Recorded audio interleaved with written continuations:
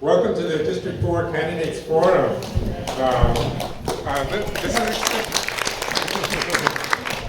This is expected to be a fun and informative session, and you're interested in our community, and voter engagement is to be commended.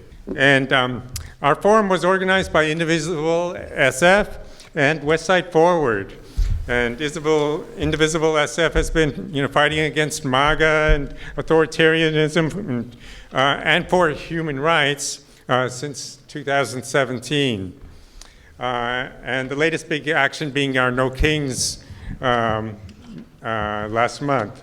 So Indivisible SF provided our venue today, and the organizing effort and expense involved in these undertakings is massive, as you can imagine, plus the No Kings effort.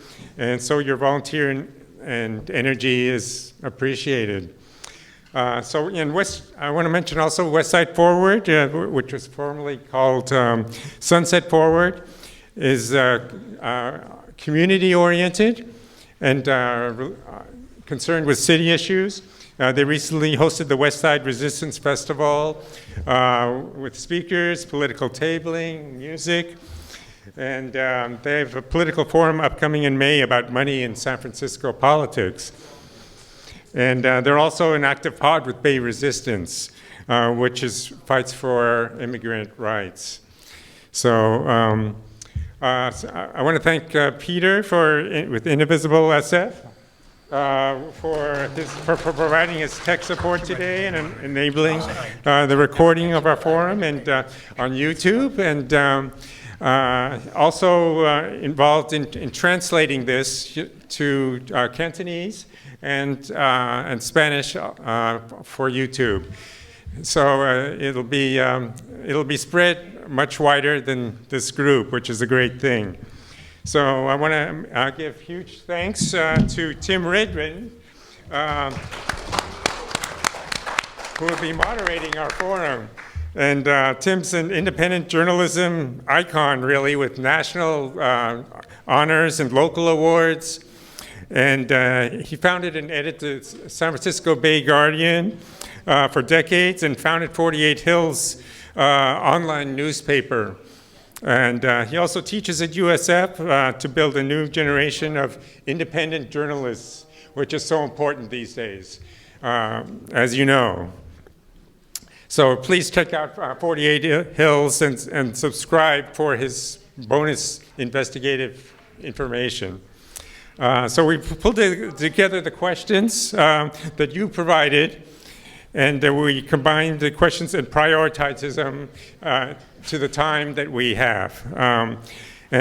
Tim has been given the flexibility to ask follow-up questions if an answer is unclear.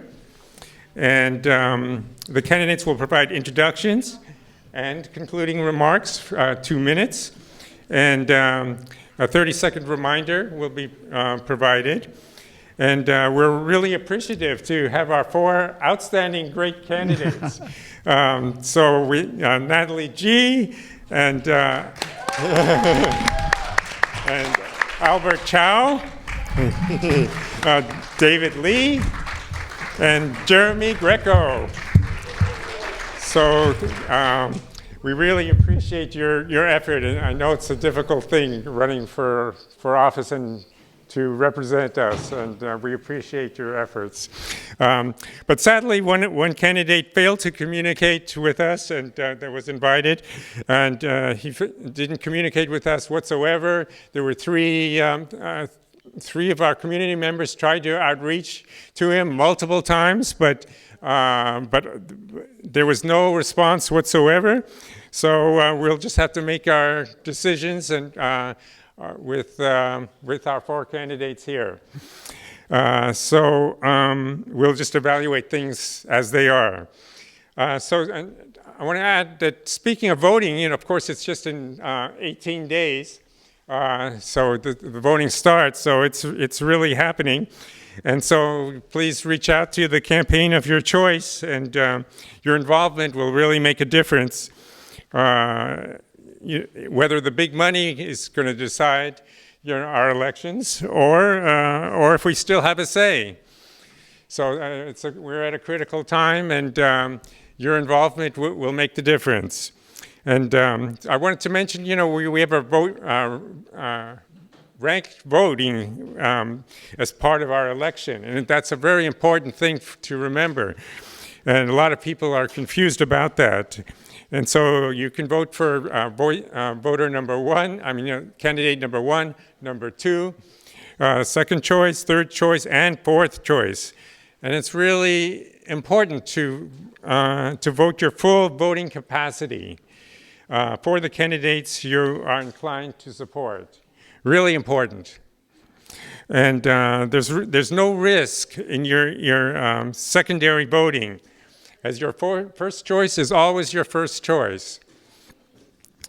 So there's a really very big chance that the secondary preferences will determine the outcome. So most of us actually haven't decided, on the order of our four choices. And so that's why we're here. So let's rumble and go for it.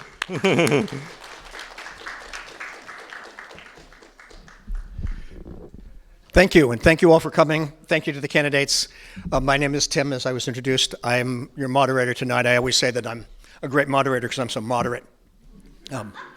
But here I am right now. I'm actually slightly to the left of St. Francis. So, what? St. Patrick. I'm slightly, and I even got to say, oh my God, my Catholic school teachers would be furious with me. I'm slightly to the left of St. Patrick, probably slightly to the left of St. Francis too. At any rate, the questions, as you heard, have been drafted by Indivisible SF. We're not doing questions from the audience. The audience, a lot of you are members of Indivisible SF. You've drafted the questions.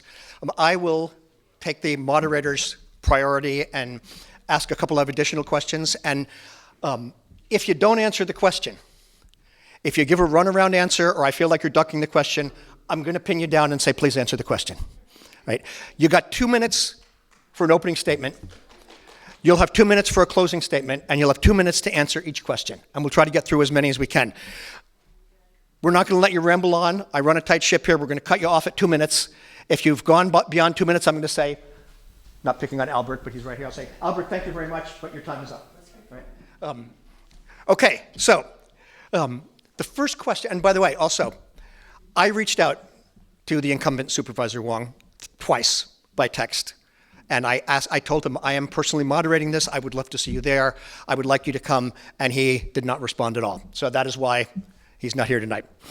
Okay, so the first question I'm going to ask you is going to be one of the first things you're going to be dealing with as a supervisor. And anybody who's watching City Hall right now knows how tough this is. We have a huge budget deficit, somewhere in the neighborhood of $300 million. Right? Significant budget. Natalie, question? Oh, your opening statement. Thank you, Natalie. Why don't we start with Natalie then, since she bothered me. Go ahead and do your opening statement. All right, let's go. Good evening, beautiful people. My name is Natalie Gee, and I am running for District 4 Supervisor. I was born and raised in San Francisco, and at a really young age, my mom took me to community meetings like this because she wanted to get involved. But she didn't speak English, so I had to translate for her.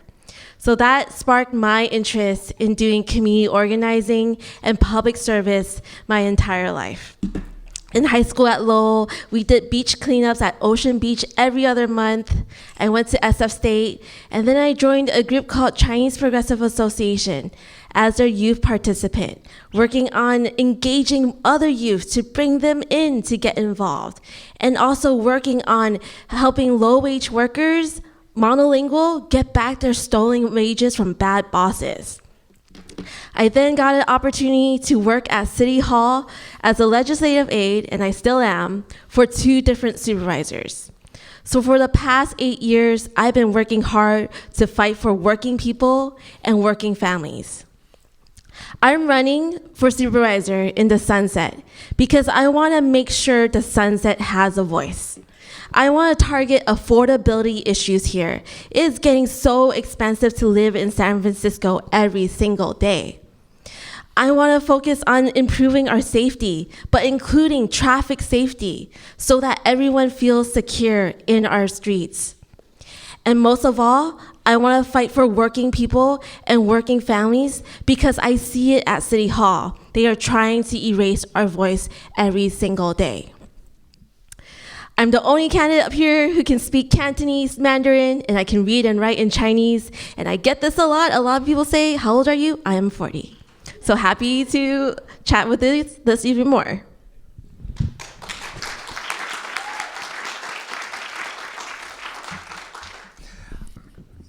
Good evening, I'm David Lee.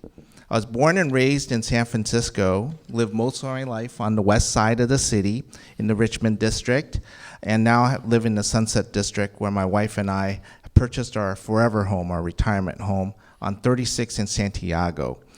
I've been a longtime educator at San Francisco State University where I've taught political science, and I have been executive director of the Chinese American Voters Education Committee for many years, registering over 100,000 people to vote, including many thousands of people to vote here in the District 4.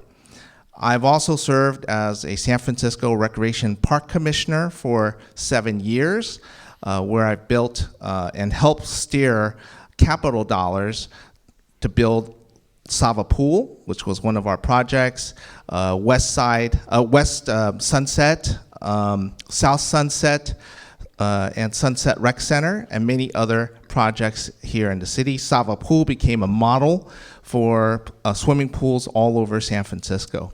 I'm running because we need a fighter in the Sunset. I'm running because I want to focus on breaking up the monopolies, particularly PG&E, which has had a blackout today. In fact, that's 12 that I counted. When we had that big blackout on December 20th, I worked with merchants to sue PG&E to file a class action lawsuit against them. And I'm also working on breaking up the Recology monopoly, which they've had in San Francisco for almost 100 years. I believe in fixing the infrastructure here in the Sunset, especially broken lights, potholes, and also addressing traffic safety by building a police substation to get the police in enforcement intersections to stop the pedestrian accidents. Yeah.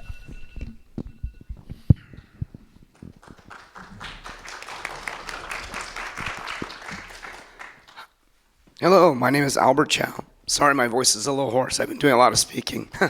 So, anyway, I'm a native of San Francisco as well. Born in Chinatown and lived in Chinatown, North Beach, and then moved out to San Francisco, the Sunset in 1978. So I've been in the Sunset almost 50 years. And then my family started Great Wall Hardware on Terraville and 28th, and we've had that since 1983, so that's 43 years. And in that time, I've also become president of People of Parkside Sunset, which is the Merchants Association for Terraville Street. And during that time, I've helped found the Movies in McCoppin, which is the family movies we do for free in the park at McCoppin Square. And we've also done the Christmas tree lightings annually for 15 years. I also I was one of the founders of the Farmers Market on 37th Avenue, and also one of the founders of the original Irving Street Night Market. Now, I also have worked with SFPD as a part of their advisory council, SFMTA for their advisory council, and I've also worked with the Citywide Merchants Association as well. So I've really got a lot of experience here in the Sunset and also citywide.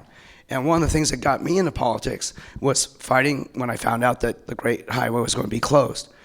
You know, that was done without our approval, done without our voice, and that incensed me because I thought that that was such an important thing that even today we're still pretty upset about it, and is the most often asked question when I go door knocking, and I've done thousands of doors now.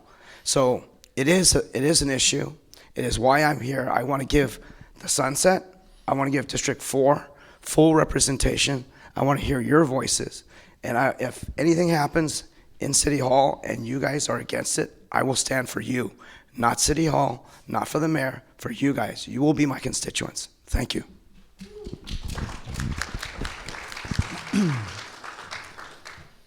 Hi, my name's Jeremy, and I'd like to thank you all for being here tonight and hosting this event.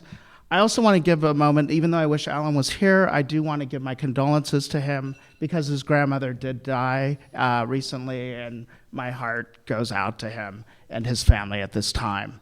I've lived in the Outer Sunset for 25 years. I've lived in San Francisco for 30 years, and I've been married for 30 years. We've raised our 2 daughters out here, and they went to Sunset Preschool. Until recently, my mother-in-law lived with us. She had dementia, which developed into Alzheimer's, and we were fortunate enough that she was able to pass away at home as my family sang "I'll Fly Away" to her. And that showed me how difficult it is to raise a family, be a caretaker, and really love someone who's passing away and going through such a difficult time. I grew up in Santa Cruz, California. My mother was 17 when she had me, and even though she worked full-time, we relied on HUD for housing and food stamps for food. And we were lucky when my stepfather came along, and he raised me like I was his own child, and he gave me the advice, make it work for you, which is something I carry through to this day. I worked at Other Avenues Food Store for 16 years. It's an all-worker-owned cooperative, and it's just not a hippie store. We write proposals, and we run businesses, and we have to come to decisions collectively, from buying our building to redoing the mural to navigating our way through COVID, which showed me how important it is to serve the community. There's a lot of big money being spent in this campaign, and I do not think it should take close to $1 million to run for supervisor. That is not working for you. I'm running because I believe in Sunset Dunes. I'm running for working people. I'm running for seniors. I'm running to serve the district, and I'm running to make San Francisco a great city because we're also serving at the city of San Francisco. Thank you. All right, now I get to ask the questions. What I'm going to do is I'm going to rotate who gets to answer the question first, so it'll all be in a different order. So we'll start my first question, and we'll start with Jeremy, and then the next time we'll start with Albert, and the next time we'll start with David, and the next time. So my first question for all of you, as I said before, we're in a very, very bad budget year. We have a significant budget deficit in the neighborhood of $300 million, goes up and down a little bit. What I'd like to know, and what I think the people who are going to vote for you want to know is, when you're on the board, can you tell me what specific programs, what the city is doing now that you would cut to make up that money, or what specific taxes or other sources of revenue you would raise? And I'm looking for specifics, not we're going to cut waste and fraud. You're not going to get $300 million cutting waste and fraud. Everybody says that. Specifically, what is the city doing now that you would stop doing to make up that $300 million, or what new revenue sources would you support, like Prop D, that would bring in some money? Go ahead, Jeremy. Well, I would absolutely support Prop D, and I don't think we should make any huge budget decisions until we see if that passes or not. Prop D can raise a lot of money. I also don't think we should cut the transfer tax. The city gained $300 million from that, and we should not be doing things like that. I think as a city, we always find money where we want to spend it. Like, we want to give the police officers a raise. We found that money, but we want to cut something else, and that's environmental issues. That can be art. That can be women's health. And police are important, and I believe in beat cops, but I would like to look at that police budget more. There's a lot of military type of spending in that, a lot of computer spending. And I think if we go in the way of beat cops to patrol the neighborhoods, that is a great idea, and it puts a face to the police officers and to the communities. But I want to see what happens with the billionaire tax, and I am against the transfer tax. And I think if we keep on this direction, the money will be there. You mean you're against cutting the transfer tax? Yes. Okay. Thank All you. right, of course. Albert. I think there's a lot of things that are duplicated in our agencies. You know, between, let's say, building department, DBI, DPW, PUC. So if these projects, like I see a lot of projects, That's a hardware store guy, okay? I see things dug up, buried back by one agency, then dug up in the same spot, buried by another agency, and dug up again by another agency. This, to me, I always thought was idiotic. I gave an anecdote in the last forum, which is you see one guy with a jackhammer that's, am I out of time already? No, you're not. You see one guy with a jackhammer on the road that's, breaking up the asphalt, and you can see three guys with clipboards watching him break the road. That's overblown middle management. And I think there's a lot of that type of stuff going on in San Francisco. I think there's capital projects that may or may not need to move forward. I thought Terraville project was something that was fully baked and not run through the citizens of our neighborhood. People like myself that have been on that street for 43 years were not asked one thing about what they should do about the Terraville project. And they made it way more expensive, way more complicated, and way more overblown than it had to be. And are we better for it? No, not really. If you drive up and down Terraville and you look at all the vacant storefronts, I don't think it did us a whole lot of favors. And yet we spent that money. So I think that there are projects that should be fleshed out at the grassroots level before they need to be spent, or even not be started at all. So those are the things I would look at first. Thank you. David. Look, I've been around a long time, and I've heard we had very difficult deficits when I was on the Rec and Park Commission in 2007 to 2012. The fact is, this mayor should have been planning for this budget deficit a year ago when he came in. That's why we put into place 2-year budget planning. And he did nothing. That's why we're in this situation we're here now with this budget deficit that he claims will require laying off some 500 people. Who knows what that number is? But he's the one that had an entire year last year to plan for this, and he didn't do it. And now we're being told we have to cut, and people are getting laid off. And how are they making these cuts? So what we should be demanding is an audit of all the departments to really understand how did you come up with these cuts, these 500 people. I'm looking at the list of the people that he cut, and they come from all over the place, the emergency services, so forth. But where was the planning? Where was the accountability? Where was the audit? We don't have an independent board of supervisors who can ask those tough questions. I'm an independent. I'm running as an independent. I will ask those tough questions of the mayor. I will ask those tough questions of the department heads. And I'm not just going to take their number just because they say we have a deficit. When I was on Rec and Park, I demanded that our CFO show me the numbers. And we called hearings, and we audited whenever she said there was a budget shortfall. Show me where there is a budget shortfall. Show me your staffing now. Show me how you're going to save, and I'm going to hold you accountable. Hold on a second, David. You talked about laying off 500 employees. Albert talked about combining divisions. No, Are you the mayor? The mayor. The mayor. You mentioned that, yes. But I'm curious, particularly from the two of you. Do you think we need to lay off city employees? Well, I don't know, because nobody on the board has actually asked those questions, have demanded those questions answered by the mayor and his department heads. Where did that list come from? How are these people going to save us the money, and why were these people selected? So Albert, you talked about that is the fundamental problem we have with this board of supervisors. It's a rubber stamp. We have a supervisor, appointed supervisor, who's a rubber stamp from the mayor, who's not asking those tough questions. I gotcha. Albert, when you talk about combining departments and that there's a lot of duplication, that means laying off workers. That means we don't need as many city workers. Is that something you would agree with? I think if those are what the numbers say, it's possible. Okay. Now, I'm not saying that I want to All right. fire people, but I want to see metrics. I want to see efficiencies. I mean, that's certainly what we're talking about here. We're at what, $636 million in the hole? That's nothing to sneeze at. That's really, it can really. But your position is if we need to lay off city employees to combine departments, that's okay.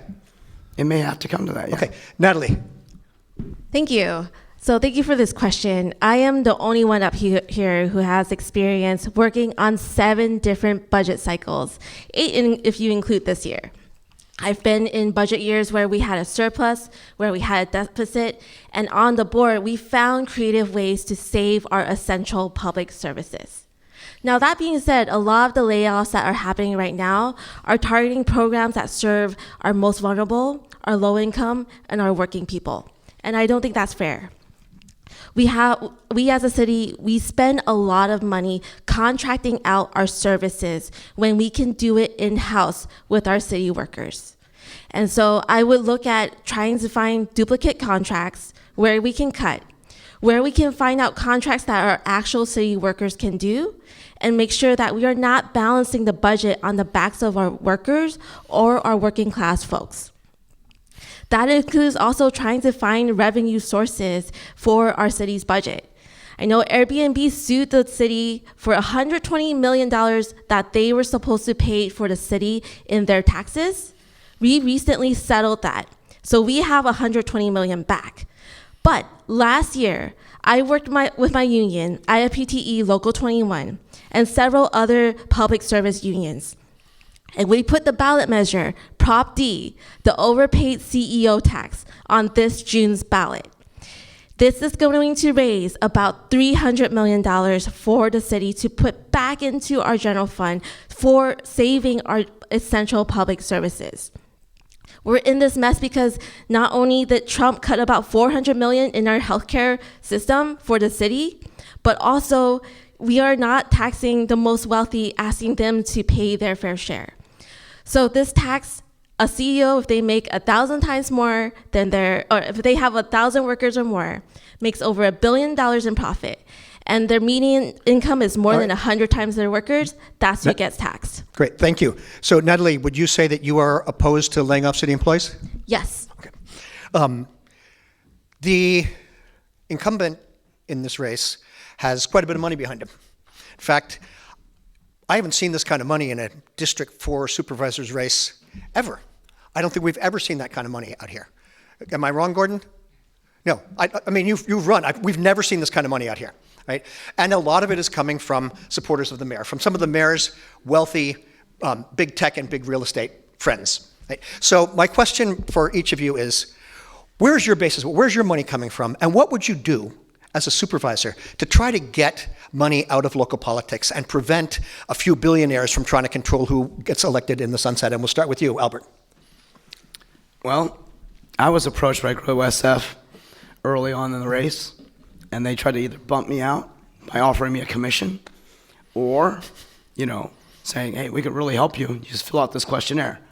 And I refused to take on the questionnaire because I knew where that money was coming from. There's the same people that wrote the checks for Joel and Gardio, and thank you.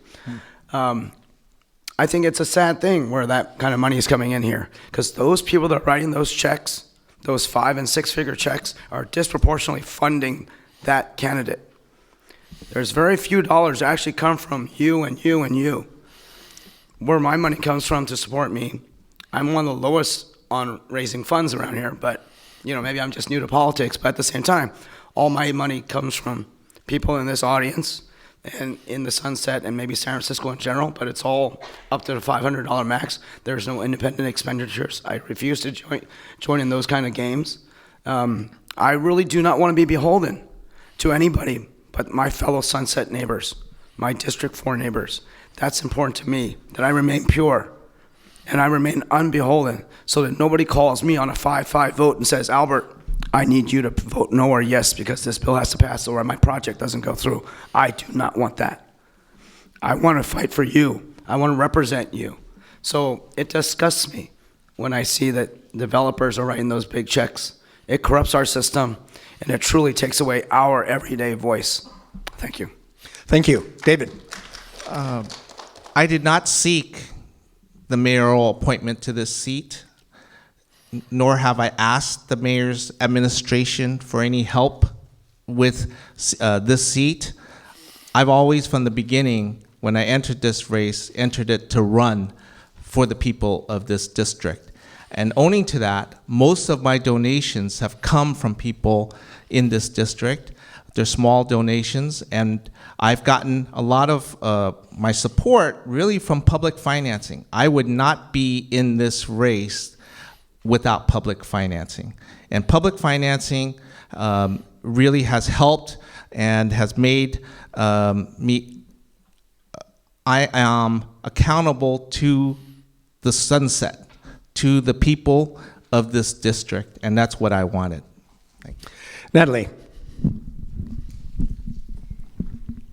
Thank you for this question. So you can look at all our finances and who funds us, who donates to us on sfethics.org. There, right now, for me, I am proud to be funded by over 700 individual donors as of today. And that is a lot of small donors, working people, and our neighbors all around the Sunset. I am not funded by dark money or big money or billionaire money. I saw a Mission Local article this week, $1.1 million fundraise for our appointed opponent. None of us up here is getting that money. That money is coming from 13 people, billionaires. One of them being Jan Koum, who is a super mega Trump funder. That is what kind of money that is pouring into this race. I do want to shout out to Supervisor Gordon Marr. He was the one who made sunshine on dark money, to be able to work on the financial disclosures when you see those mail pieces. So when you're seeing the mail that is coming in right now, you can see who's funding them. You can see the top 3 donors, and that is thank you to Supervisor Marr for doing that. And that is one way we were able to change the system. But we can't change the system unless we really change Citizens United. And that requires working with our federal courts to change that system. And we know right now our federal level is not friendly to us. So until we change that, unfortunately, these big companies, big billionaires are going to pour in their money so that they can get a San Francisco that works for the very few and not for the all of us. Thank you. Thank you. I know you really want to. You had a question? No, I haven't gone yet. Oh, you haven't gone yet. Because I went all the way around and I didn't come back to you. Go ahead, please. Jeremy. Listen, yeah, Citizens United is a huge, huge problem. And listen, I was married in 1996. My wedding, my honeymoon, and my rental car cost $550, and I've been married for 30 years. I am the lowest funded running the lowest funded campaign up here. I do not think it should take close to $1 million to run for a 6-month gig. That is not working for you. I mean, it's just insane, the money involved. And listen, I've raised about $2,500, and most of that comes from every time there's a news article that comes out that I don't have any money, I get money. So thank you. And it's just like, but I'm doing a lot of this stuff on my own. I'm running because I know it's ridiculous and it's idealistic, but I feel if you build it, they will come. You know, thank you, Kevin Costner and Field of Dreams. But, you know, I saw something with Sunset Dunes and it just struck me with like a lightning bolt. And that was my cause to run. And I do not think it will take much money. I design my own postcards, my own website, everything on my own. I do my own press releases. And how it can cost even $30,000 to run a campaign is beyond me. I mean, that's more than some people in this city who are living on a poverty line make a year. And it's just not right. Thank you. I know you all want to talk about zoning. Maybe you don't, but I do. And Indivisible SF does. What? Whose campaign is $1 million? The incumbent. Okay, thank you. Yeah, the incumbent. I think I said that. That's where all of that money is going, is behind the incumbent who has the support of the mayor, and it is the mayor's donor base that's putting up that money. It's not Supervisor Wong's donor base. I don't think he has a donor base like that yet. It's the mayor's donor base. That's where the money's coming from. Okay, let's go back and let's talk about the mayor's upzoning plan. the family zoning plan, as it's referred to. I refer to it as the rich family zoning plan. That's my personal opinion for where this is who's going to benefit from this. But let's start with you, David. Do you support the upzoning plan passed by the board? How would you make it better? And what would you do to add more affordable housing, but also protect small merchants in zones where there could be demolition and upzoning? No, I do not support the family zoning plan. And I was dismayed that on the appointee's second day in office, that he voted in the affirmative to pass the plan without having a single meeting, single hearing in this neighborhood, and passed it. I oppose that density that was outlined in the plan. It is leading, and my view is it's leading to speculation, real estate speculation. You've seen housing prices, especially here in the Sunset, having recently purchased a home. I know it's been going up dramatically, especially along areas that have been outlined in the plan for higher density. I know our merchants, having worked with many of our merchants on fighting PG&E for the blackouts and recovering the lost tens of thousands of dollars worth of lost inventory and wages from PG&E, working with those merchants, that they are terrified of losing their stores, their restaurants, because of what the family zoning plan calls for. I think it's absolutely critical that we support our small businesses. That's why when the blackouts happened, immediately I was getting called, and I just jumped to it and helped them fight, because I know how much they need that money. They work on very thin margins. I think it's also really important to involve the neighborhood and the district. We're the only district, because we didn't have a supervisor, that was not involving its district. You look at the other supervisors, Cheryl up in District 2, others, they were able to get carve-outs for their districts because they had hearings. Yeah. Thank you. Natalie. Thank you for this question, and it's something that I have seen it through the board. I personally would not have voted yes on the family zoning plan. I would have been against it because I felt like it lacked protections for, one, rent control units, which is the only affordable housing stock that we have right now. In District 4 alone, that means 2,200 units are currently unprotected by this plan. It lacked protections for our small businesses. I would have worked on legislation to try to make a right to return for our small businesses, especially our longtime businesses here in the Sunset. It also didn't have enough coastal protections, which is something I heard a lot from our residents out here. District 4 also didn't have a representative at the time to be able to carry our concerns and come up with amendments that works for community. When I was part of the mayoral appointment process as a potential appointees, I told the mayor I would vote no on this because, one, you don't need my vote to pass this legislation. You have enough of the votes. And number two, I will work with you as well as our entire community to come together to come up with amendments that work for our community here. So clearly I didn't get the job. But I want to say, in terms of affordable housing, I am the only one up here who has experience bringing in affordable workforce housing into a district. In District 10, where I currently work at, I was able to bring in 100% affordable housing workforce projects for workers, the Sophie Maxwell project at the power station.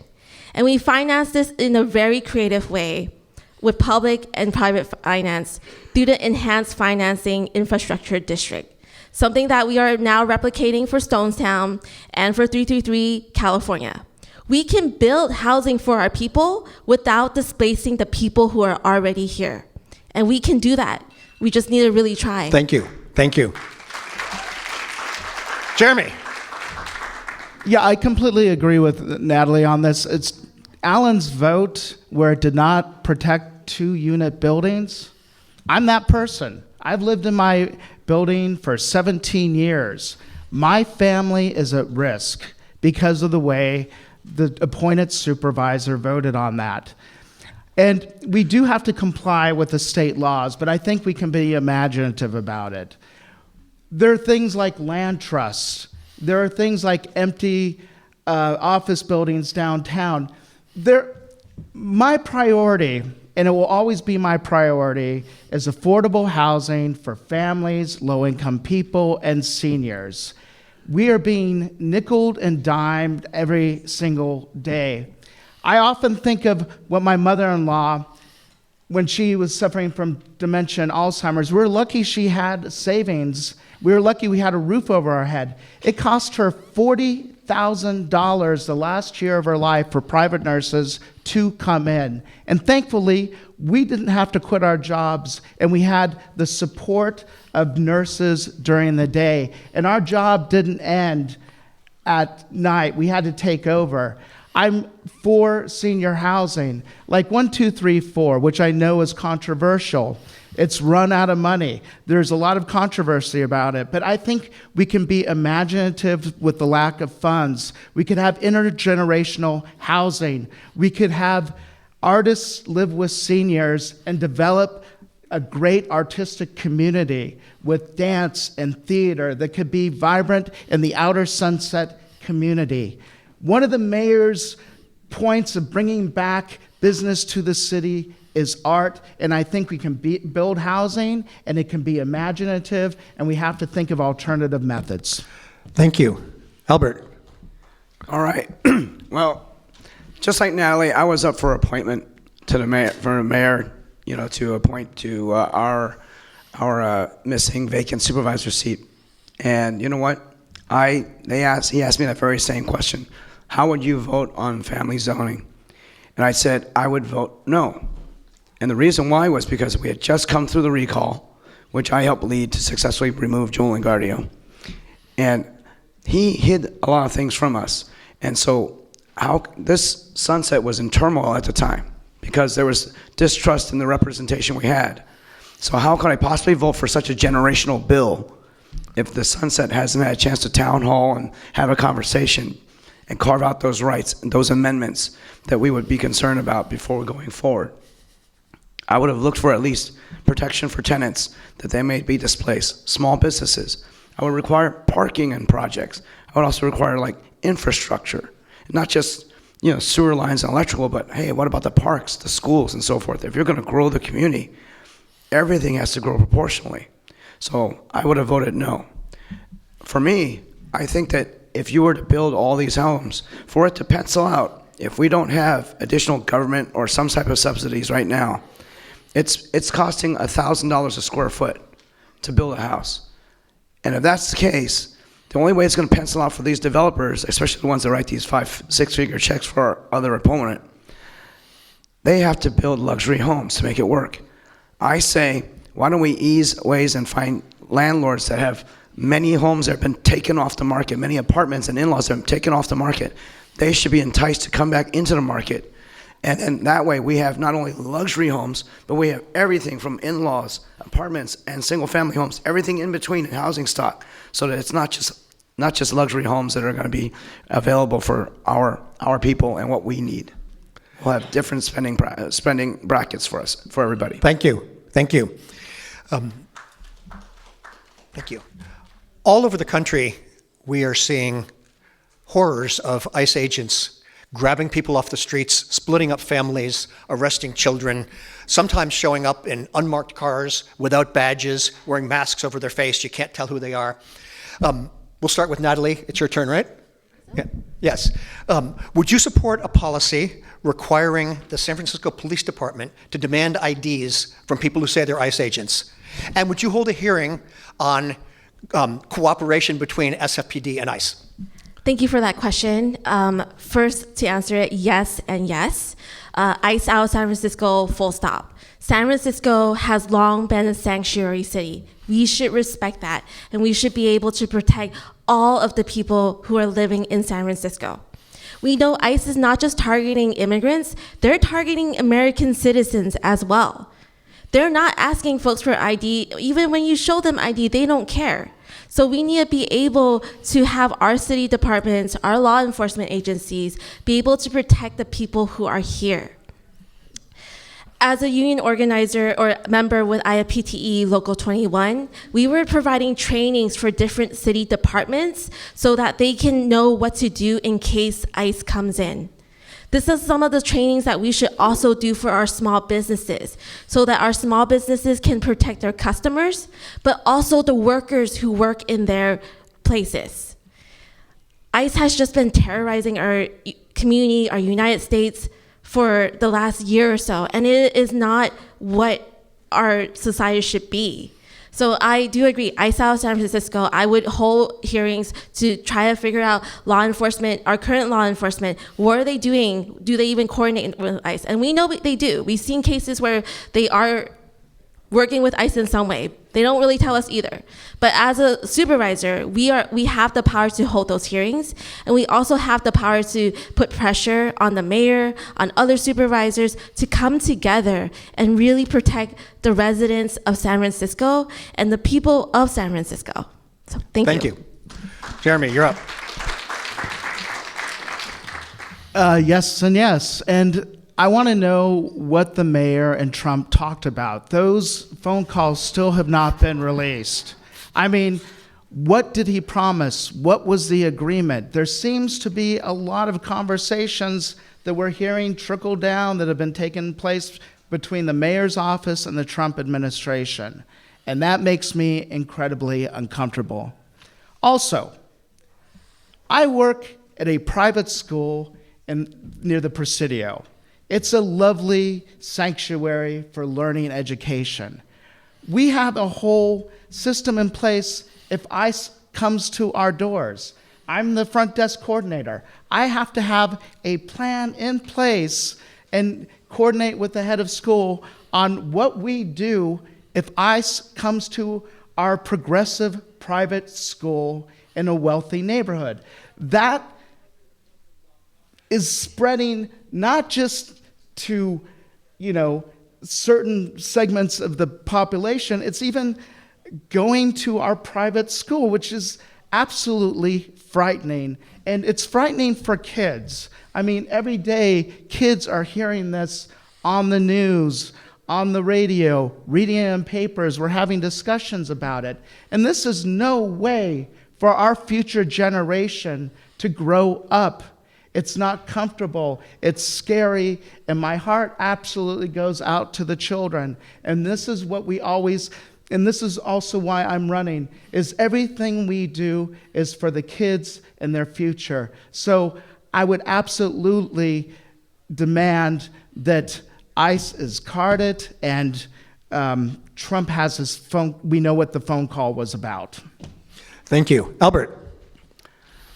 I would definitely not support ICE. I would instruct the police department, the sheriff's department, any law enforcement agency under our jurisdiction to not support, help, lift a pinky in any way to assist them. Now, again, I own the hardware store and I've been here for a while. When I was a kid working in my hardware store, I sometimes would see people when they would raise their hands up to pay money, and I would see the numbers tattooed on their wrists. These were Holocaust survivors. I saw them firsthand. I knew World War II veterans. And this is history here, folks. We are a sanctuary city because of a reason. We know where we've been, so we want to know where we're going. And I'm warning everybody, this is repeating. Someone is finding a way to scapegoat and gaslight another ethnicity and blaming them for shortcomings of their own. And I tell you right now, Mr. Littlehand's president, he's got a lot of shortcomings, and he's finding scapegoats. And I will not stand for that. I will fight tooth and nail to protect our citizens, legal or undocumented. I don't care. They're people. They're part of our culture. They're part of our society. And that's where it's full stop for me. Thank you. David. Yes and yes. I worked in the City College of Oakland, Laney College, where ICE is a very real threat to our students. I understand the intense terror that parents with small children who attend college community college have, because they could be taken away and their children left alone in daycare and not knowing what happened to them. So absolutely, we need, as a supervisor, to call the police chief and the mayor and the sheriff and find out what their policies are exactly. I think some of you may have seen the video, the television video of what happened at the San Francisco airport to the woman who was taken away by ICE agents as our police force protected the ICE agents, protected them from people who wanted to intervene and help the woman with the small child.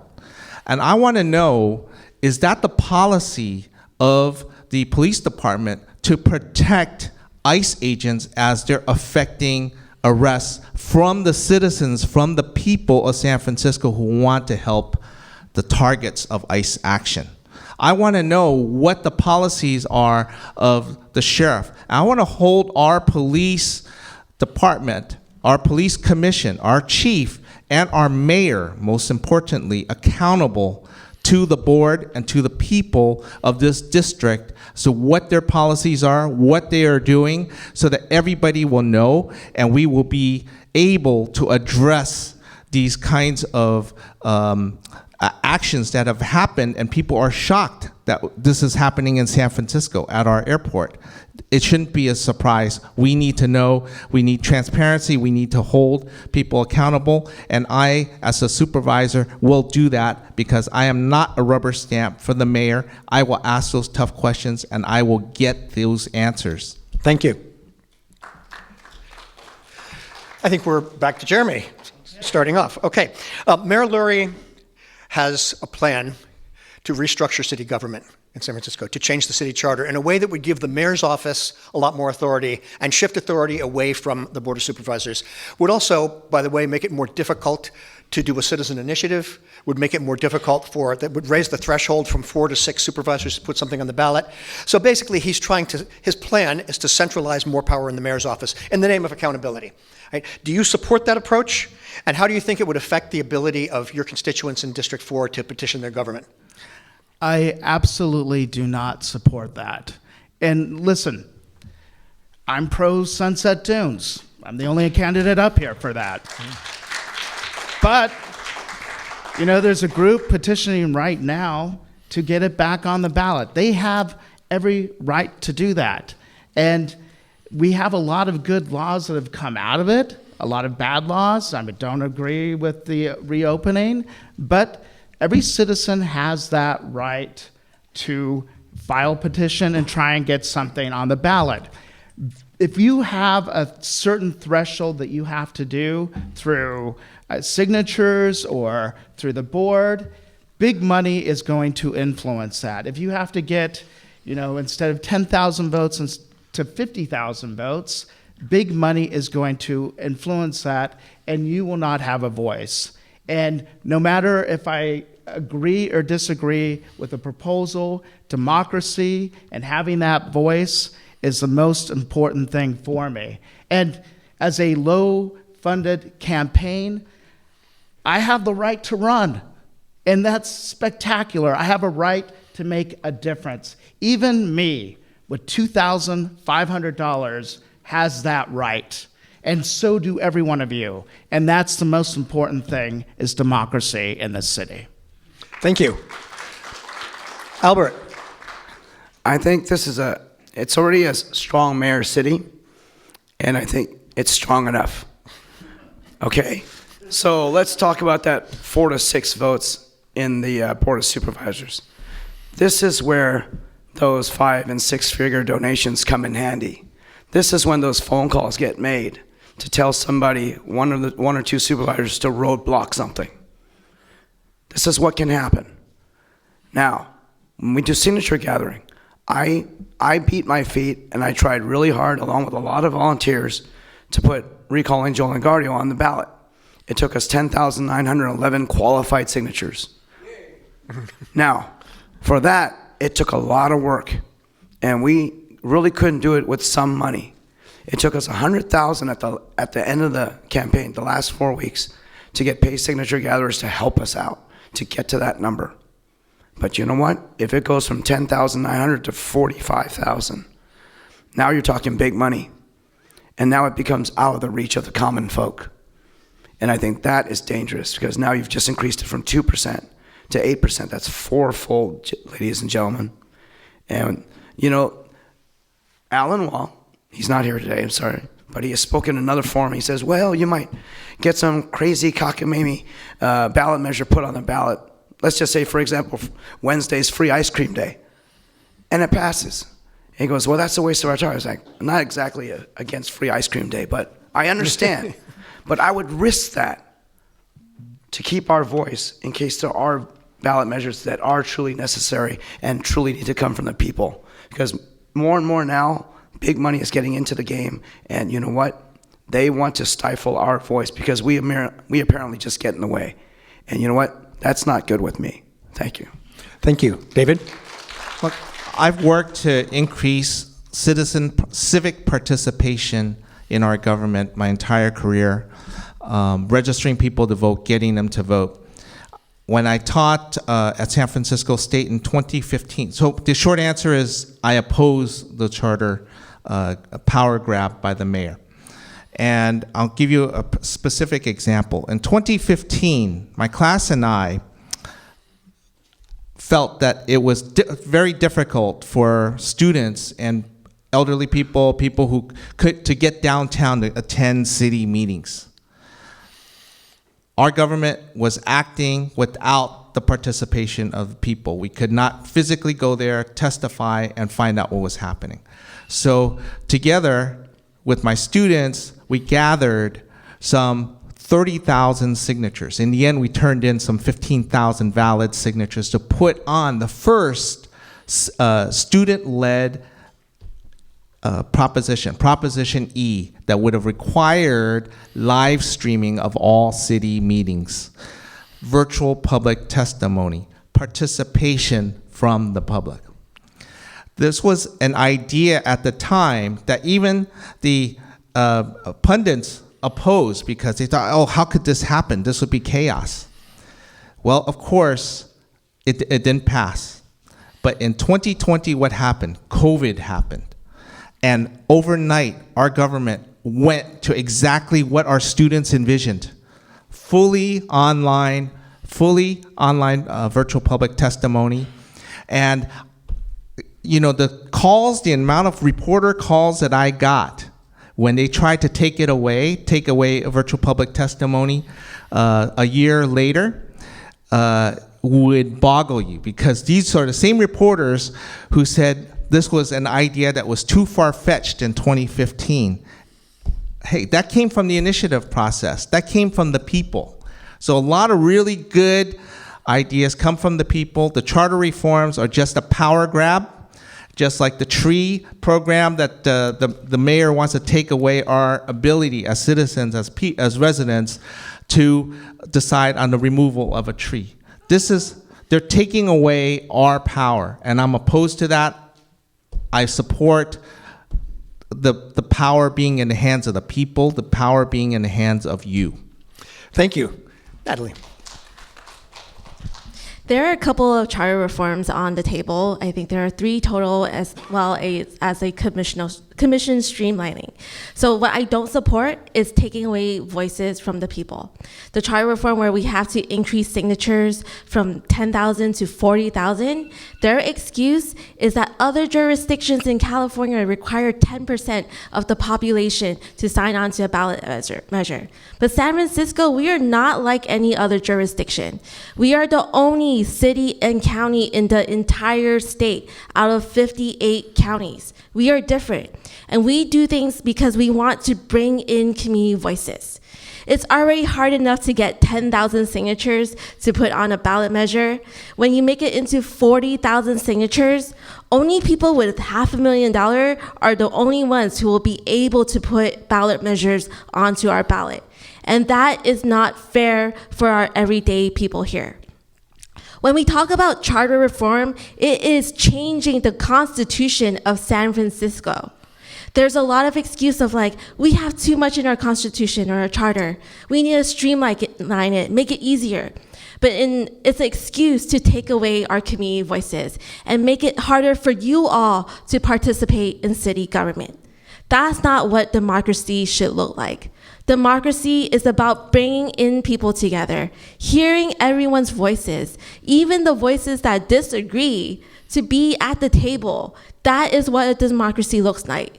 Not eliminating the voices, not making it harder to put ballot measures on, or even at the Board of Supervisors with the 6 votes versus 4 votes. It's already hard enough for 4 supervisors to agree on a ballot measure. Making it 6, again, it's gonna make it harder for people to put anything on the ballot.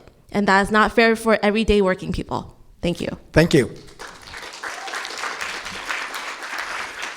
I know a couple people talked when I was asking you about the budget about Prop D.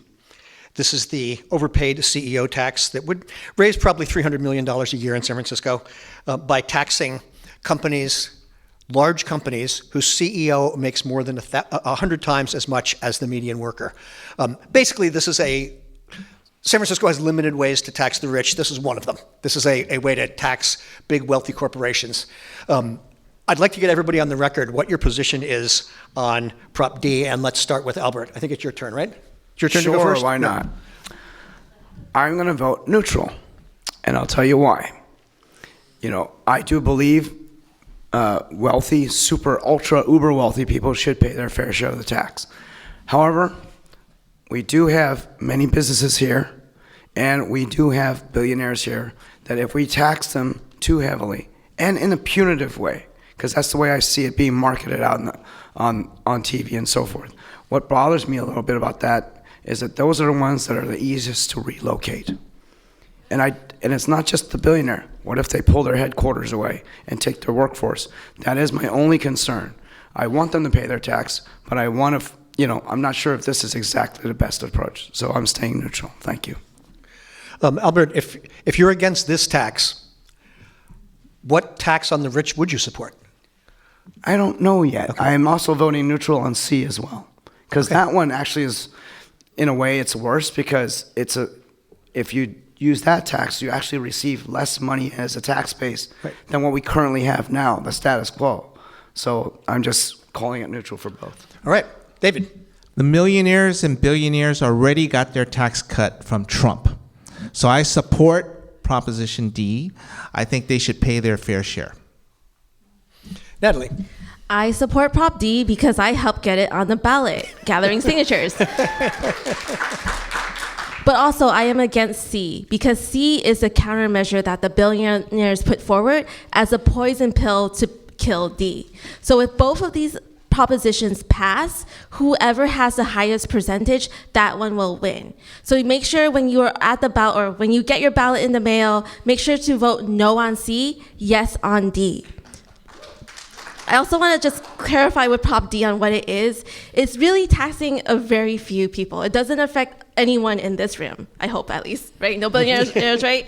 It taxes companies who make over $1 billion in profit annually, has more than 1,000 workers, and their CEO, in terms of their compensation, their salary, everything, is more than 100 times their median worker. That's who they tax on. And the reason why we're doing this is because last year, Trump gave double-digit percentage tax breaks, double-digit, to these companies. This measure, Prop D, is only asking for 1%. That is not a lot compared to the amount of profits they are getting in, the amount of money that is coming in, that the money is not going to the workers. It's going to the CEOs, their board, their stock options, whatever.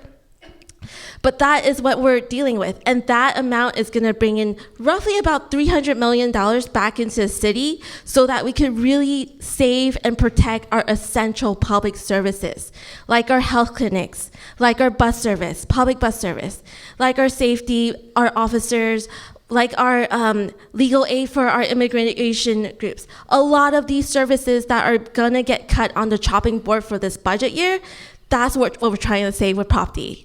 Thank you. Thank you. And Natalie, you probably know the answer to this, and I'm not sure I do. How many companies are going to be affected by this? Do you know? I do not know on the top of my head, but a handful. Yeah, a small number. That's Handful, right. yeah. Jeremy. And I'm shocked, Natalie. Just joking. That you don't know it. I'm for Prop D, and I think, Trump already gave a huge tax cut. These businesses are in San Francisco. They're doing business in San Francisco. Waymo is using our streets. Waymo is not hiring a lot of drivers. It's just like AI is the main thing here, and they're not going to be, once these jobs are given away to AI, we're not going to have those jobs. So yes, I support Prop D. You're in this town. It's a beautiful town. If you're here, you love it, and no matter what, if you're a billionaire who might be taxed a little bit more, there's no place like it in the world, and I think this talk of people that are going to flee is just mostly wrong. I mean, except for Musk fleeing. But, that's that. But yes, for Prop D. Thank you. We've got everybody on this, right? I started with you, Albert. Okay. Don't want to overlook anybody again. Okay.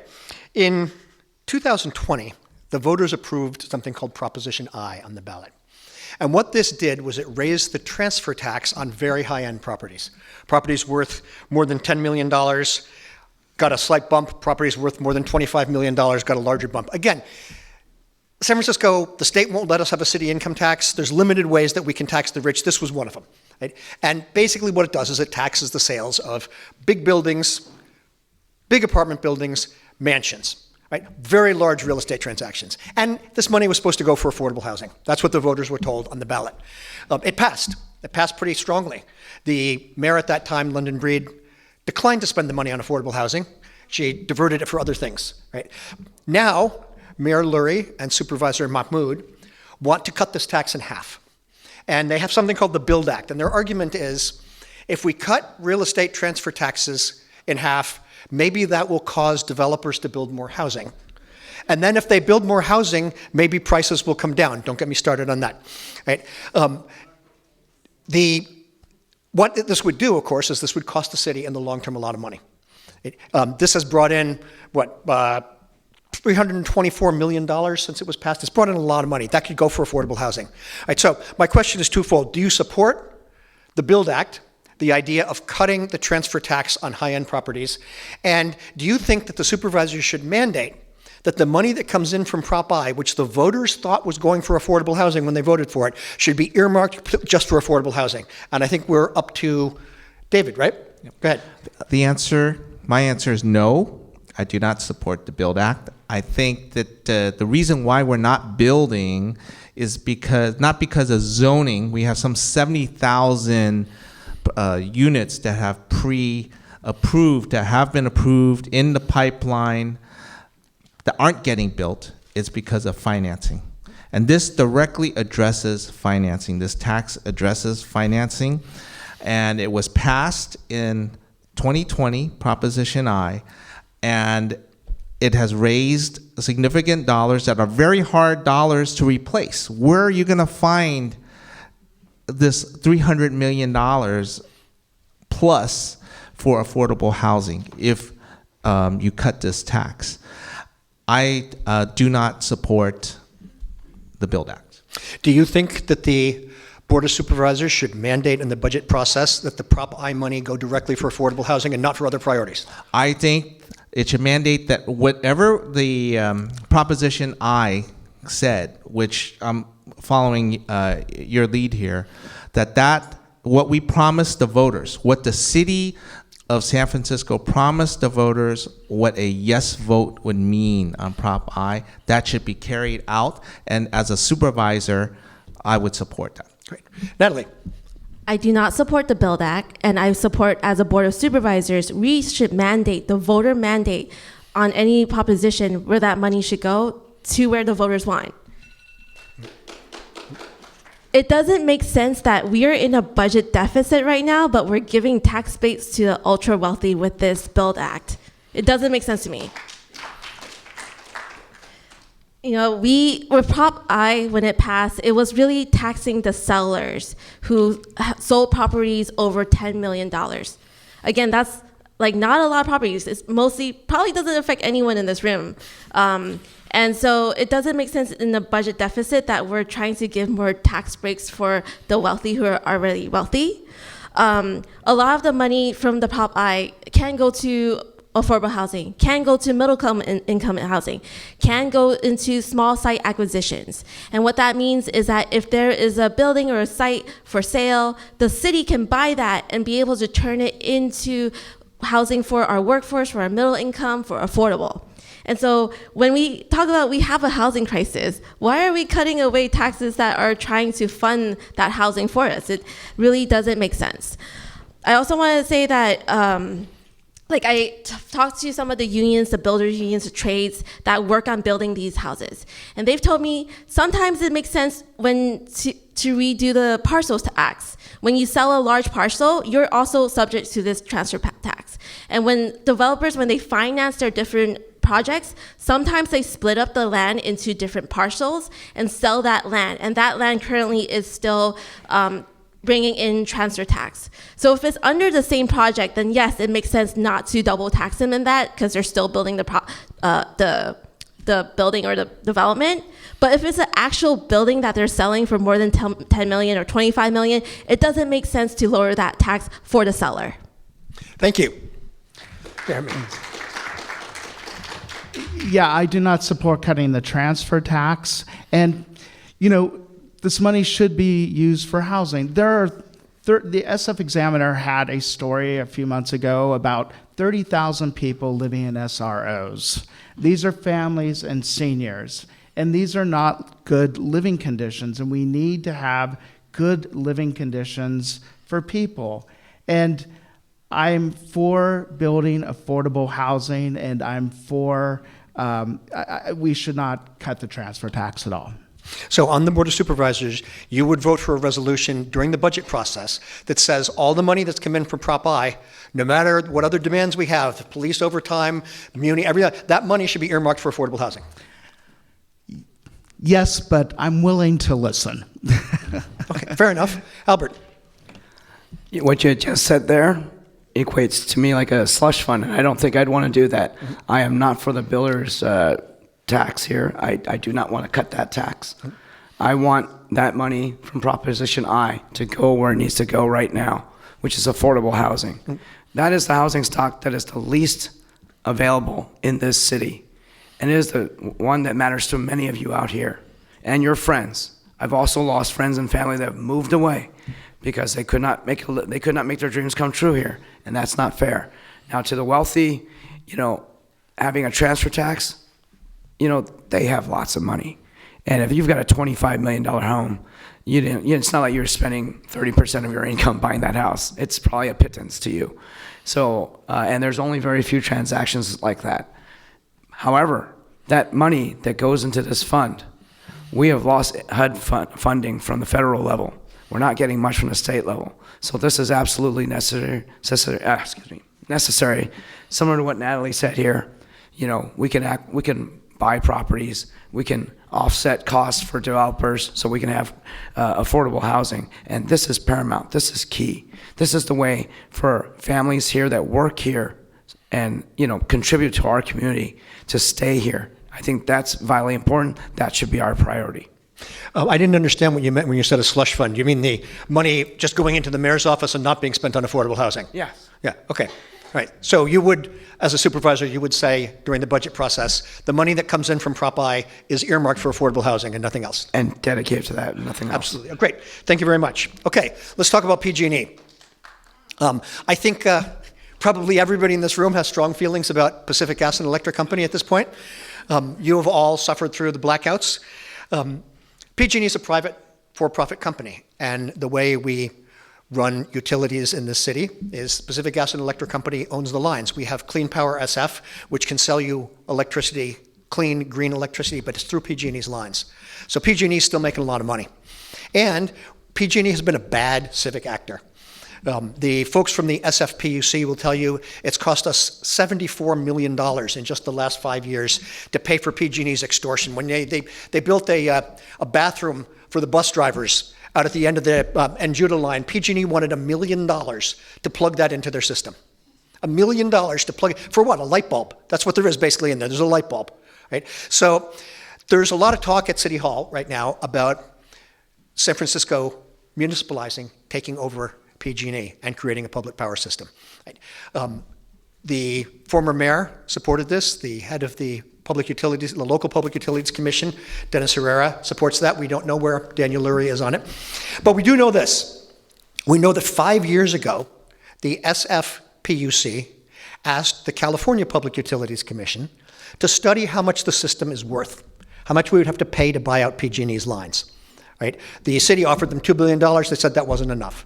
Right? So now the California PUC is doing an analysis of how much the system is worth, so then we can basically seize it by eminent domain and pay that price. The problem is it's taken 5 years, and they're not going anywhere. Gavin Newsom does not want this to happen on his watch, so his CPUC has been dragging their feet for 5 years. So my question is twofold, and I guess we're up to David. You're up next, right? Oh, no, Natalie. Natalie's up next. Okay. The question is, should San Francisco buy out PG&E's distribution system and create a full public power system in San Francisco through revenue bonds that we're allowed to issue? And two, as a supervisor, would you stop waiting for the CPUC and Gavin Newsom to mess around and delay this and direct the city attorney to immediately file condemnation proceedings and start seizing that property? We're going to have to condemn it by eminent domain anyway, and a judge will figure out what the price is. Shouldn't we start that right now? Thank you for this question. Yes and yes, short answer. I am for public power. And, you know, we've had so many issues with PG&E all over the city. Sometimes when we have different housing developments coming in, sometimes the delay is PG&E hooking up their lines to the development. And I know this because in the district that I work for right now, District 10, even for our vehicle triage site where we were trying to target RV homelessness, we had to use generators for the entire time because, again, PG&E didn't want to come in and set up the lines for us. And so, you know, public power is one way for the city to also bring in money and revenue so that we can support our essential public services like our public transit system. But San Francisco, we're very unique. We actually do produce our own power from Hetch Hetchy. We have a power plant at Moccasin. We have these things that we're using already for our public buildings. So our public buildings, our schools are already on the public power grid. And so yes, on both of these questions, but also we've seen other municipalities have public power, and we see that they bring in a lot of revenue. For example, Sacramento is one of them. Santa Clara is also one of them. And Santa Clara brought in so much money for their county that they were able to build a stadium for the 49ers from San Francisco. They took it from the San Francisco 49ers, and now it's in Santa Clara, you know? That's how much money public power brings in. And imagine how much money we can invest back into our city, into our people, into providing healthcare services, into making sure Muni runs right, making sure our rates are lower. There's so many things that we can do as a city with public power. So thank you for this question. Of course, and I'm just going to guess, Natalie, that you would prefer that money go into something other than a new stadium. Sorry, what was that? I'm going to guess that Yes. if we had public power in San Francisco and had all of that millions of dollars, that you would prefer it go for priorities Yes, other than for a new our stadium. public services, and if we Yes. have a lot of money, right? Maybe we could bring the Niners back, but a lot. Let's Yes. do public services first. Right, and perhaps we don't need a new sports stadium paid for by public money. Yes. Okay, Jeremy. Yes, yes, and yes, and I would even go one step further and make it a cooperative power, so the people own the power. And I know the San Jose mayor wanted a statewide initiative to, I think it was in 2019, that the whole state become cooperative power. The problem is, which we have to be realistic and we want fast answers. I think with Smudge in the 1920s, it took to the 1950s to get it up and running. So it's going to take a lot of time, a lot of money, and a lot of patience. And we have to be sure we do it right, because if there's a national disaster, we don't want to be in the middle of something and have our hands held behind us. I mean, I still remember the '89 earthquake, and we didn't have power. I was in Santa Cruz for Loma Prieta. We didn't have power, I think, close to 2 weeks. So I don't want us to be stuck in a situation where we're like, I wish we had PG&E. So I think it's going to take time, it's going to take patience, and we need to do it correctly. Thank you. Albert. All right. I'm going to look at this from a small business point of view. I want to be pragmatic about this. I'm still somewhat neutral, still thinking about the question. Public power. What Natalie says sounds really good. It's very enticing. But I'm also looking at some of the maybe more skeptical questions, which is, we're buying a used system. It's a very old system. What's under the hood? What are we going to need to take to fix it and make it up and running and smooth? Currently, we take the tenant position with regards to the PG&E power lines. That means if anything goes wrong, like December 20th, it's on them. They fix it, they bring their guys out, they bring all those generators, they do the 24-hour overtime to fix the problem. And they don't bill us really, at least not super directly for it. If we own those lines and that happened today, we would be stuck with the bill of having to do that at our cost. So also the other thing, if we do buy the grid, do we have enough debt ratio that we can afford that? I don't know how much this costs. So I want to ask that kind of question because we have a lot of bonds out there. And what can we afford? Can we afford to take this on? We have to upgrade the entire system because we're phasing gas out in the next 10 years or so. So that entire gas center, that gas load is going to go onto the electric grid. And we're already having blackouts now. So we have to think about also upgrading. We'll also have to create a new agency to take care of those systems. So it's our own little PG&E's crew. We have to buy all that equipment. We currently don't have that right now. The other thing too is there will be an interface between where PG&E cuts off and San Francisco's power begins. If anything were to happen, and I'm just saying this out there because I want you to think about this.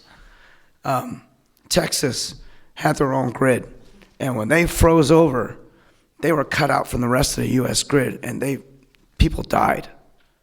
Big problems, bad news happened. So for me, I'm just cautious because I see other things that may or may not be good scenarios for us. Thank you. Albert, does it influence your thinking to understand that we would not buy this with general obligation bonds, but with revenue bonds that would be paid off not by the taxpayers, but by the revenue that we get from the system? That's how you do this. It's like the airport. The airport has $2.5 billion in outstanding bonds, but you're not paying any of them. It's coming. The landing fees from the airport pay for that. So does that influence your thinking on it? That helps my thinking process. Yes, it does. Yeah. Okay. Knowing how we're going to pay for those bonds, it's important. Yeah, no, it's very important, and that's why it's important that the city has the right to issue And I'm revenue also bonds. looking at, like around the corner, Yeah. what the new changes are coming in the future. If everyone's going to have electric cars, and we're all charging them in our houses, I mean, that's a lot of load on the grid. Yeah, So it is. And it's those things that I'm considering. No, and a lot of people wonder whether PG&E is ever going to invest the money to upgrade that grid. They're going to want us to pay for it. Right. David. PG&E, I've dealt with PG&E a lot since the blackouts on December 20th. And the merchants on Irving Street, some of you know Smoke and D's, other businesses lost between $50,000 to $100,000. Huge amounts of money because it came at the busiest time of the year, right before Christmas, right before the winter solstice. And PG&E has not been a good, responsible actor. Number one, they offered these paltry sums for the merchants and the residents. I think they offered businesses $5,000, which doesn't even come close, and that was a credit on their PG&E bill. So immediately I organized and got a petition with over 100 businesses and residents signing it to say, hey, it's not enough.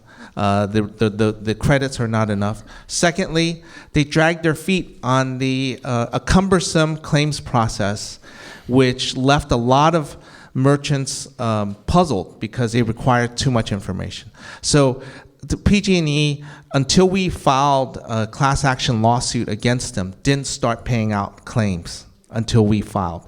And we hired, who actually is working right now on this case, Judge Quentin Kopp, who is representing the merchants. And there is this a process, I can't talk about it, but a process to get at the valuation of their equipment through the legal process. That's something you should ask Judge Kopp about. I don't know if he could talk about it, but he's in direct negotiations with PG&E on behalf of the residents and merchants of the Sunset District. But I went to those hearings or heard those hearings on online, and PG&E did nothing but hide the ball. Thank you. Yes, there is, for people who are curious about this, there is a legal process. No matter what we do, a judge is going to determine how much the system is worth after a court hearing. And the question is, and, Jeremy says it's going to take a long time. What do they say? The best time to plant a tree was 50 years ago. The second best time is today. Right? If we'd started this 30 years ago, we'd have it now, right? Okay, shifting gears for a second. Talk about water and sewer. Okay, one of the impacts that the mayor's upzoning plan will have, if the city brings a lot more density, a lot more population to the west side of town, right? To this district, to the Richmond, to the west side of town. If we upzone and we build, what was the mayor talking about, 10, 20, 30, 40,000 more housing units, all of those people need water and sewer. So the SFPUC is planning significant upgrades of the water and sewer systems on the west side of town at considerable expense. And that is not paid by revenue bonds, that's paid by your rates. Right? So you can expect water and sewer rates to go up to accommodate this growth. And I think we're back on Jeremy now. What would you do to protect the residents of this district from sudden hikes in their water and sewer rates that may be unaffordable? While recognizing that, we do have to build out the infrastructure. Well, I think if we're building new buildings, we need to do it in a creative way, because we do have the Westside Basin Aquifer right here, which is a huge basin of water underneath us, and it does. Sorry, I'm not making sense. It's a huge basin of water underneath us, and what happens when it rains a lot? Our sewer system overflows because we're not collecting the rainwater properly. So what we need to do is, when we're building new buildings, is make sure any gutters go actually directly into the ground to replenish the groundwater, so we have that extra water. What's happening right now is, when it rains a lot, on two sides of Ocean Beach, the sewer system overflows and goes onto the beach and causes a lot of pollution. So that's a huge environmental issue that we're having here. So when we're building these buildings, we need to collect the rainwater, and hopefully that will bring down the rates if we have that water. Do you think that the developers who are building those buildings should pay extra to upgrade the water and sewer system? Yes. Okay, Albert. I think I had mentioned it before about upzoning. I do think it's part and parcel the responsibility of developers to upgrade part of the system. I mean, when you get a building permit, you actually have to pay for, there's a school fee, because they're anticipating you're going to have kids, and then you also pay for, like there's fees for sewer and water. So if a developer is going to do something like that, they should pay for some of this upgrade. The other thing too is, this PUC rise in rates is 12.5% in 2027, and then another 12.5% in 2028. That means 25% in 2 years. That should be. I don't understand why we need to have that spike. That should be that spike should be flatlined a bit more, and we should find out exactly what that cost is that they're asking to justify for that rate increase. Because PUC has not always been a straight shooter and an honest talker about things that happen in their department. They've had lots of corruption, so I don't trust them. So, yes, thank you. For some of us, they didn't even send us a water bill for 2 years. And then they suddenly said, now you owe us thousands of dollars. Did anyone else have that experience? Yeah, like there's thousands of people in the city who didn't get a water bill for 2 years, and then all of a sudden, if you don't get a bill in the mail, you don't pay it, right? We're not supposed to just miraculously think, oh, we must owe some water bill. Anyway, that's a PUC. David, That's why we have a board of supervisors. That's why you have a supervisor to ask these questions at a board hearing on the record of the PUC chair and of the mayor. Because as far as I can tell, much of this increase that the PUC announced, the water department announced, is servicing debt. I want to know why ratepayers are being asked for upwards of, in 2 years, 25% increase to service past debt. What have they done? Have they met their projects on time? What is the status of the infrastructure projects that started 5 years ago, 6 years ago? They need to keep us informed so that we know that rate increases are actually going to improve service and not simply servicing past debt. And that's something we don't know now. And it's not a transparent process. Having been a recreation park commissioner, I know that city leaders, city department heads, and the mayor often provide numbers without being able to back them up. And when you push and ask, why are we getting this 15 or 12.5% increase, what does that actually pay for? All you get is excuses, hide the ball, and it takes a supervisor to press on them with a laser focus to get those answers and find out, what is our money going to? Why haven't you spent the money that you were allocated to fix and repair the system that the money was intended to do? And what are you going to do about it to make sure that we as ratepayers have faith that paying an increase will actually go to service? David, let me ask the same question that I asked before. Do you think if we do need to upgrade the system to accommodate more growth on the west side, should the developers pay that? There is no question we have to upgrade the system. Regardless of whether there's growth. There's deferred maintenance on the system. They haven't done the work that they were supposed to do 20 years ago. And there is debt service that we're paying for work that should have happened, that didn't happen. I live on Sunset Boulevard. And on Sunset, when we had that heavy rain that happened, we got flooded out. My street got flooded out. That's because they didn't do the work that they were supposed to do. All right, thank you. Natalie. Thank you. So I agree that our developers should invest in an infrastructure system if they're going to develop here. I'm the only one with experience up here who has negotiated with developers on projects to make sure that they bring in community benefits and make sure they invest in the infrastructure. For example, the Pro Lodges project out by 280 Freeway in District 10 in the industrial part of town, we were able to leverage that developer to make sure they repave the streets nearby and also turn unaccepted streets into actual functioning streets.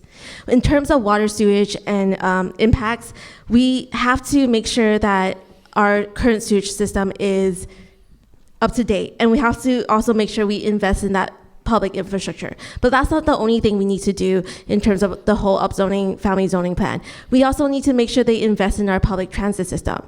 With that many units coming over to the west side, we still have the same amount of bus lines that we have right now. The L, the N, and then like the 28, 29, very limited bus lines, the 7. So we need to make sure we are investing in Muni so that we could serve the people who are living here. One thing about the family zoning plan that I felt like we should have also included was the office conversions. We had office conversions on the table, which would have yielded about 10,000 or more units for San Francisco that we could have included into our count. And if we had done that, maybe we wouldn't have upzoned the west side as much as we did right now. So yes, I would make sure our developers invest in our infrastructure system, make sure that they are investing in our sewage system, in our water system, but also our other parts of our public infrastructure, like public transit, like making sure our streets are paved, making sure that we have stop signs, making sure we have trees. Thank you. Thank you. Okay, we're getting down to the end now, and I want to try to squeeze 2 more questions in. So the first question I'm going to ask you, I'm going to just take moderator's prerogative and say, let's do 30 seconds, all right? I don't want to do yes or no questions, but you got 30 seconds to answer this one, okay? And we'll start with Albert. Do you support the idea of San Francisco forming a public bank? I think it's actually, I've done a little studying on this. At first, I didn't know anything about it, but I saw that in South Dakota, and then there's a couple other countries in Europe that have done this, and they primarily do it to create affordable housing. And if it's like that, I'm really considering it. Thank you. David? Yes. Okay, Natalie? Oh, yes, I was part of the effort in introducing resolutions for the public bank in the last 8 years. This effort has been going on for the last 10 years. There are studies on it. We are ready to take action on it. It's one way to be able to offer not only affordable housing, like Albert said, but also low to no interest loans to our small businesses so that we could bring in more small businesses for our corridors, especially the places with a lot of vacancies. Thank you. Jeremy? And yes, I support it, and I think it's a wonderful way to start other co-ops in this town. We can invest in businesses that are retiring or people that want to start a business as a group and start it as a co-op that's not always easy for a bunch of people to go into a bank and get a loan for. And I think it could be very great for our communities, and we could have a lot of great cooperative-run businesses. Great, okay. Last question, and now we are back to David, I think. You're up next. Last question. What would you do as a supervisor, and what can the city do to protect our democracy and ensure that the Constitution and our system of law is upheld? And were you at the No Kings March?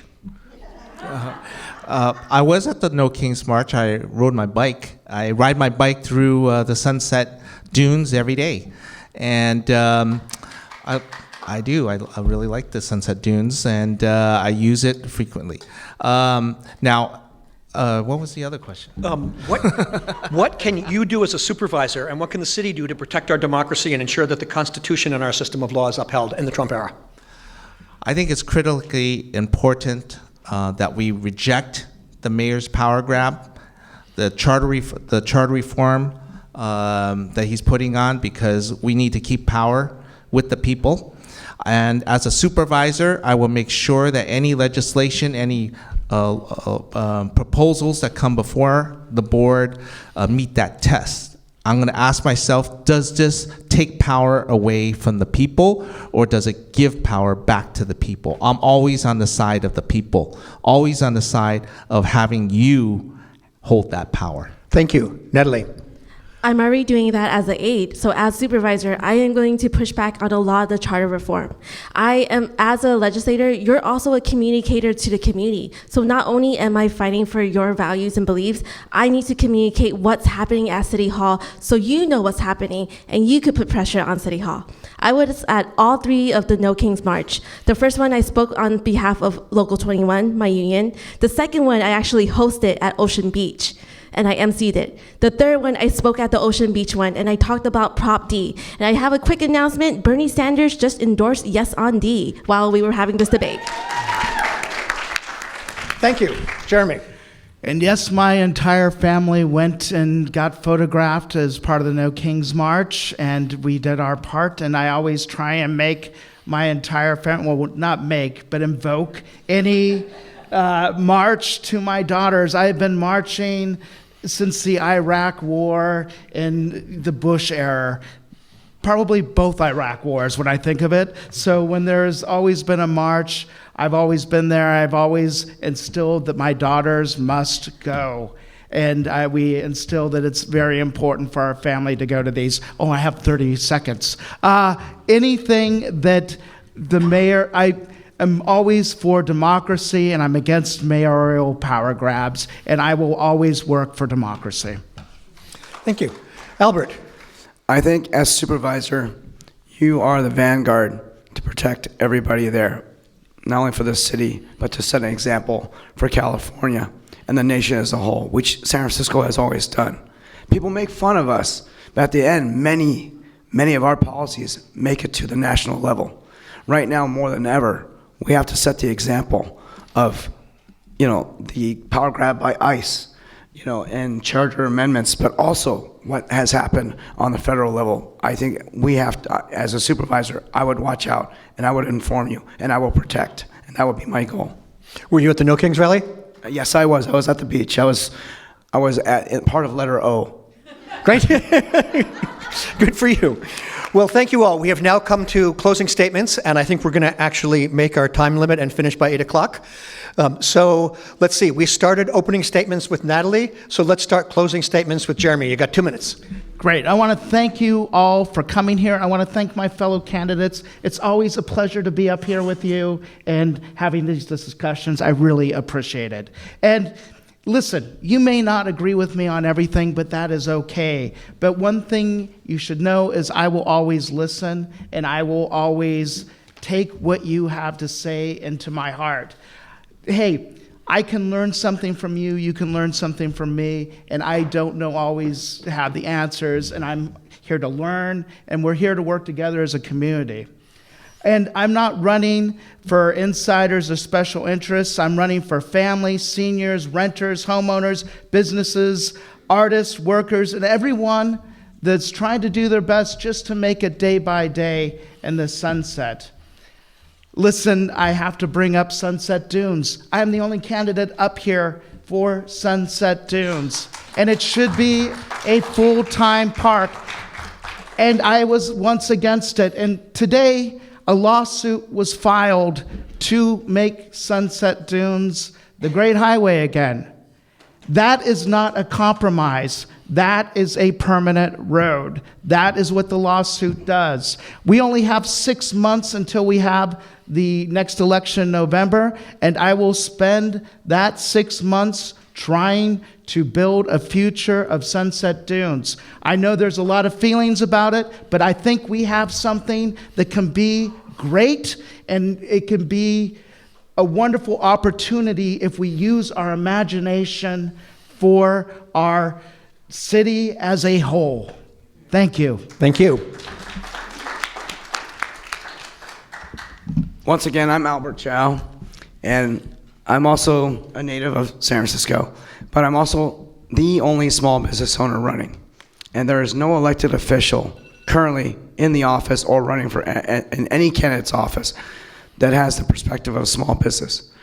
You know, we are a scrappy bunch because we want to make we put all our eggs in one basket as a small business. We really care. I've been there for 43 years. I've been there most of my life. And why I choose to stay and why I choose to serve my customers is because I love my neighborhood. And I want to carry that representation, that intimate knowledge I have of the Sunset to City Hall, to inform you, to side with you, to advocate for you. Now, I'll say for the Great Highway, if this was a flipped universe and Joel had decided to open it 24/7, I'd still be in that fight. Because again, it was wrong. And that's why I say at the end of the day that, I want to be transparent. I'm not taking any big money. I refused it. I get money from you guys because I want to support you guys at the individual, at the intimate, neighborly level. And that's what I believe in. And so vote for me for District 4 Supervisor. Thank you very much. David. I'm David Lee, and the proposition is very simple. There's millions and millions of dollars that are being spent on politics in San Francisco. Many of those dollars are pouring in to this district. Why? Because the special interests are trying to buy this election. If you want a truly independent voice who's going to fight for the sunset, fight for the people of the sunset, please consider voting for me. I was not I did not seek the mayoral appointment. I always wanted to run as a candidate and seek your vote because ultimately I worked for you. And I did not want and am not accountable to anybody else except you. I think we are really, as a city government, and if you look at the Board of Supervisors and the direction that we've been headed, it's been a rubber stamp and a power grab by this mayoral administration. And it's time for us as Sunset residents to fight back and to say no. No to these charter reforms, no to excess mayoral power, no to the taking away of our power that's been in the hands of the people of the Sunset, the people of this city. So if you want that kind of candidate, I'm That's why I'm running. I'm running for supervisor to be the independent voice, to fight for you, and to be not beholden to the mayor. Thank you. You're up. Once again, thank you everyone for being here tonight. Thank you to our organizer. Thank you, Mr. Tim Redmond, for facilitating here. Again, my name is Natalie Gee, and I am running for District 4 Supervisor. I also want to thank our candidates who are here tonight as well. I want to focus on affordability, making sure San Francisco is affordable for us, making sure we feel safe in our city, whether it's traffic safety or public safety, but most importantly, making sure working families like yours and mine can continue to thrive and survive here in the city for generations to come. That is why I am proud to be supported by the California Working Families Party, the San Francisco Tenants Union, our San Francisco Labor Council, our United Educators of San Francisco, our public educators, as well as many former electeds, current electeds, judges, organizations, labor unions who have a track record of fighting for working people and working families. But running in this election is not easy, and I know all of us can agree on that. And all of us up here, we are not supported by big money. There is more than $1 million in this race, funded by 13 people. That is more than 7 times the median income of our Sunset households here. That is insane. And so I encourage all of you to be able to help us out on our campaigns. You have choices for your elections. You can vote for more than one person. What's clear is everyone up here, we are not supported by big money. Come volunteer. My table's in the back. We have places where you can sign up to volunteer. But also, all of us up here, we are funded by small donors. Consider donating to us. I have a QR code in the back too if you are so inclined to. We have about 2 weeks until ballots drop and another month and 2 weeks until the election day. So let's win this together for working families. I want to thank all of you for coming. Yeah, go ahead, Michelle. Hi, everyone. My name is Michelle, and I'm with Indivisible San Francisco. And first, I want to thank every single one of you for coming tonight. I'm always nervous right before this starts to say, oh my God, only 2 people are going to show up. So this is amazing. And I just want to thank the candidates and also Tim, who I've admired. How many of you used to read the Bay Guardian? Woo! So I've admired him since then. So I get to make the final statement, which is also, just be nice to me and don't throw any tomatoes. So it costs Indivisible San Francisco money to put on these events, and this is a very active election season. Last night the congressional candidates were here. Tonight our Board of Supervisors in D4. There's lots of elections coming. May Day, marches. It's very hard to fight this regime. So if you have any ability to give any amount of donation, either we take cash, there's a cash donation box, or to pick up one of these little flyers on the front and go to the QR code. That would be absolutely fabulous. So thank you for listening to me. Thank you for coming. There's coffee and cookies and tea. If you would like some before you leave, please eat cookies. Thank you. Good night. Your support can help us hold more events like this, in addition to No Kings 3 on March 28th and other civic engagement activities. We are not funded by any campaign, and none of this money goes to any of the campaigns. You can help at indivisiblesf.org/donate. Thank you.